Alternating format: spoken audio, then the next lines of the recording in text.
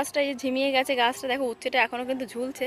তো ওখানে যেটা তোমাদের সঙ্গে শেয়ার করবো বলে এসছে, দেখো কুমড়োটা কিন্তু আজকে পলিনেশন করে দিয়েছে তোমাদের দাদা। আর এখানে কিন্তু এইটাতেও কিন্তু ফুল এসছে, কুমড়োর ফুল, আর ওইটা কিন্তু আজকে পলিনেশন করিয়ে দেওয়া হয়েছে।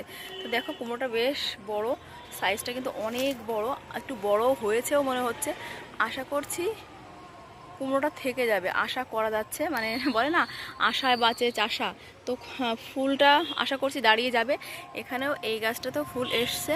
হ্যাঁ, দেখা যাক কতদূর কি হয়। আর এখানে তো আমি প্রচুর শাক খেয়েছি, কুমড়ো শাক কী পরিমাণে খেয়েছি তোমরা জানো এখান থেকে নিয়ে। হ্যাঁ, কী পরিমাণে কুমড়ো শাক কেটে কেটে খেয়েছি। এখানে দেখো অলরেডি ওখানে আরও ডগাগুলো উপরে উঠে উঠে গেছে, তো ওইগুলোকে তো নাগাল পাওয়া যাচ্ছে না।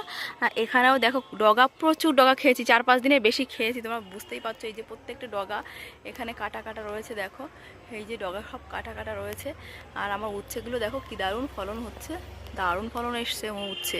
তো গোড়াটা কোথায় বলো তো? গোড়াটা কিন্তু এই যে এখানে এই টবটাতে কিন্তু উচ্ছের গোড়াটা রয়েছে, এই টবটাতে।